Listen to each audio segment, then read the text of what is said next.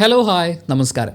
ഇന്ന് രാവിലെ 7 മണിക്കുള്ള ഷോയാണ് ജോക്കർ ഫോളി അഡോ എന്ന് പറയുന്ന സിനിമ ഞാൻ തിയേറ്ററിൽ പോയി കാണുന്നത്. ഈ സിനിമ കഴിഞ്ഞ് പുറത്തേക്ക് ഇറങ്ങുമ്പോൾ ആസ് എ മലയാള ചലച്ചിത്ര സ്നേഹി എനിക്ക് സന്തോഷം നൽകിയ കാര്യം എന്താണെന്നറിയോ? 4 സ്ക്രീനുള്ള തിയേറ്ററിലാണ് ഞാൻ സിനിമ കാണുന്നത്. അപ്പോൾ രാവിലെ 9:30 10 മണി സമയത്തുള്ള ഷോസൊക്കെ സ്റ്റാർട്ട് ചെയ്യാൻ പോവുക. 2 സ്ക്രീനിൽ കിഷ്കിന്താകാന്ഡമാണ് കളിക്കുന്നത്. ഒരു സ്ക്രീനിൽ ഗുമസ്തൻ ആൻഡ് ബാക്കിയുള്ള ഒരു സ്ക്രീനിൽ ജോക്കർ. അപ്പോൾ എൻ്റെ സന്തോഷം എന്താണെന്ന് വെച്ചാൽ ഓണത്തിന് റിലീസായിട്ടുള്ള സിനിമയാണ് കിഷ്കിന്താകാന്ഡം എന്ന് പറയുന്നത്. ആൻഡ് കഴിഞ്ഞ ആഴ്ച റിലീസായ സിനിമയാണ് ഗുമസ്തൻ. ഇന്നത്തെ ദിവസം കുറേ സിനിമകൾ പുതുതായിട്ട് തിയേറ്ററുകളിലേക്ക് വരുന്നുണ്ട്.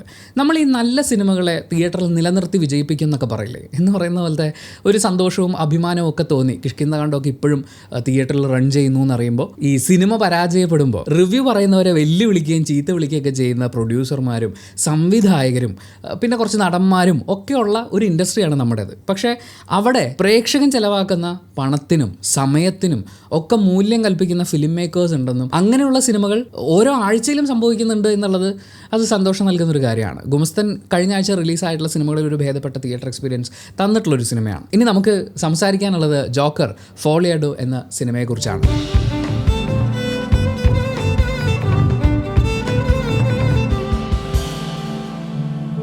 ജോക്കർ ഫോർ ജോaquin ഫീനിക്സ് അങ്ങേരൊരു രക്ഷയുമില്ല. അതായത് ഈ ലോകത്ത് നമ്മൾ നടന്മാരെയും നടിമാരെയും മൊത്തത്തിൽ എടുത്ത് നോക്കുകയാണെന്നുണ്ടെങ്കിൽ ഈ അഭിനയത്തിൽ ബെഞ്ച് മാർക്ക് സെറ്റ് ചെയ്തു പോകുന്ന കുറച്ച് ആളുകളുണ്ട്. അവരെ എണ്ണത്തിൽ കുറവെന്ന് പറയാൻ പറ്റില്ല, എല്ലാ ഇൻഡസ്ട്രീസിലും അവരവർ പുകഴ്ത്തുന്ന ആളുകളുണ്ട്. നമ്മളൊരു ഗ്ലോബൽ ലെവലിൽ നോക്കുകയാണെങ്കിൽ അതിൻ്റെ ഒരു ടോപ്പ് ടയറിൽ വരുന്ന ആർട്ടിസ്റ്റ് തന്നെയാണ് ജോaquin ഫീനിക്സ്. അങ്ങേര് ജോക്കറിൽ ചെയ്തു വെച്ചിരിക്കുന്ന പെർഫോമൻസ് കണ്ടിട്ട് ഇതിനപ്പുറം ഇയാൾക്ക് ഇനി എന്താണ് ഈ സിനിമയിൽ ചെയ്യാനുണ്ടാവുക എന്ന് സത്യം പറഞ്ഞാൽ ഞാൻ ആലോചിച്ചിട്ടുണ്ടായിരുന്നു. ആ ആലോചനയോട് മോനെ നീ ബാ എനിക്ക് ഞാൻ കാണിച്ചു തരാം എന്ന് പറഞ്ഞ് നമ്മളെ തിയേറ്ററിൽ ഇരുത്തി ഞെട്ടിക്കുന്ന ഒരു പെർഫോമൻസ് എനിക്ക് ജോaquin ഫീനിക്സിൽ നിന്ന് ഫീൽ ചെയ്തു. അതിൻ്റെ ഒരു വേറൊരു ഘടകം, അല്ലെങ്കിൽ അതിനെ കൂടുതൽ ഞാൻ സ്ട്രോങ് ആയിട്ട് പറയുന്നതിൻ്റെ ഒരു കാരണം എന്ന് പറയുന്നത്, ഈ സിനിമയുടെ മൊത്തം കഥ എടുത്ത് നോക്കുകയാണെങ്കിൽ അവസാനത്തെ ഒരു അരമണിക്കൂറോളം വരുന്ന ഭാഗത്തുള്ള കുറച്ച് അൺപ്രഡിക്റ്റബിൾ ആയിട്ടുള്ള, അതുപോലെ വളരെ എൻഗേജിങ് ആയിട്ടുള്ള കുറച്ച് സാധനങ്ങൾ മാറ്റി നിർത്തിയാൽ സിനിമയുടെ തുടക്കം ഈ പറയുന്ന അവസാനത്തെ അരമണിക്കൂർ വരെയുള്ള അത്രയും സമയവും ഈ സിനിമയുടെ കഥ വളരെ സിമ്പിളാണ്. ദേ മെറ്റ്, അവർ കണ്ടുമുട്ടി, അല്ലെങ്കിൽ അവർ പ്രണയത്തിലായി, അത്രയേ ഉള്ളൂ ആ പോർഷൻ എന്ന് പറയുന്നത്. പക്ഷേ അവിടെ നമ്മളെ പിടിച്ചിരുത്തുന്നത് ജോaquin ഫീനിക്സിൻ്റെയും ലേഡി ഗാഗയുടെയും പെർഫോമൻസ് ആണ്. അതായത് ഹാർലിക്വിന്നായിട്ട് ആ ക്യാരക്ടറിൻ്റെ വളരെ ഒരു ഡാർക്കായിട്ടുള്ള ഉൾവലിഞ്ഞ് നിൽക്കുന്ന എന്നാൽ അൺപ്രഡിക്റ്റബിൾ ആയിട്ടുള്ള ആ ക്യാരക്ടറിനെ അതിനെ ഗംഭീരമായിട്ട് സ്ക്രീനിലേക്ക് കൊണ്ടുവന്നു തോന്നി ജോaquin ഫീനിക്സ്. ഇവരുടെ പെർഫോമൻസ് കൊണ്ടാണ് സത്യത്തിൽ ഈ അവസാനത്തെ അരമണിക്കൂറിലേക്കുള്ള ആ സാധനത്തിലേക്ക് പിടിച്ച് കൊണ്ടുപോയതെന്ന് തോന്നുന്നു എന്നെ. കാരണം ഇടയ്ക്ക് പലയിടങ്ങളിലും ഇതിൽ പ്രത്യേകിച്ച് കാര്യമായിട്ടൊന്നും സംഭവിക്കുന്നില്ല. മാത്രമല്ല ഇവർ പല ഇമോഷണൽ, ഇവരുടെ ഒരു കമ്മ്യൂണിക്കേഷൻ എന്ന് പറയുന്നത് ലൈക്ക് എ സോങ് അവർ പാടി ആടി എക്സ്പ്രസ് ചെയ്യുക എന്നുള്ളതാണ്. അത് ക്യാരക്ടറിൻ്റെ സംഭവങ്ങളൊക്കെ തന്നെയാണ്. പക്ഷേ ഇത് തന്നെ കുറേ ആവുമ്പോഴുണ്ടല്ലോ നമ്മൾ എന്താണ് ആ കണക്ഷൻ അങ്ങ് പോകുന്ന പോലെയൊക്കെ എനിക്ക് പലയിടത്തും തോന്നിയിട്ടുണ്ടായിരുന്നു. അതാണ് എനിക്ക് പറയാനുള്ളത്. Technically it's a brilliant movie. വിഷ്വൽസൊക്കെ ഒരു രക്ഷയുമില്ല. അതായത് നമ്മൾ ചുമ്മാ സ്ക്രീനിൽ നിന്ന് ഇങ്ങനെ സ്ക്രീൻഷോട്ട് ഇങ്ങനെ എടുത്തുകൊണ്ടേ ഇരുന്നാൽ മതി. എത്ര സ്ക്രീൻഷോട്ട് നമ്മൾ എടുക്കുന്നോ എല്ലാം നമുക്ക് വാൾപേപ്പർ അടിച്ചിടാം. അത്രയും ഗംഭീരമായിട്ട് അവർ ചെയ്തു വെച്ചിട്ടുള്ള വിഷ്വൽ പരിപാടികളുണ്ട്. ആൻഡ് സൗണ്ട് വൈസ് അതിൻ്റെ ഒരു മ്യൂസിക്കൽ സാധനം ഞാൻ ഈ പറഞ്ഞില്ല, ഇവർ പാട്ടിലൂടെ കമ്മ്യൂണിക്കേറ്റ് ചെയ്യുക എന്ന് പറയുമ്പോൾ ഇതിൽ ഈ ലേഡി ഗാഗനെ ഹാർലിക്വിന്നെ കണ്ടതിന് ശേഷം, അല്ലെങ്കിൽ അവർ തമ്മിലുള്ളൊരു ബോണ്ടിങ് സംഭവിച്ചതിന് ശേഷമുള്ള ജോaquin ഫീനിക്സിൻ്റെ ഒരു പാട്ട് സാധനമുണ്ട്. പുള്ളി ഇങ്ങനെ പാടി കറങ്ങി വരും. അതായത് ഇങ്ങനെ ഭീകരമായിട്ട് ഇവോൾവ് ചെയ്ത് വരുന്ന അത് എങ്ങനെ, എന്തൊക്കെ വാക്കാണ് എനിക്ക് ഉപയോഗിക്കേണ്ടതെന്ന് അറിയില്ല.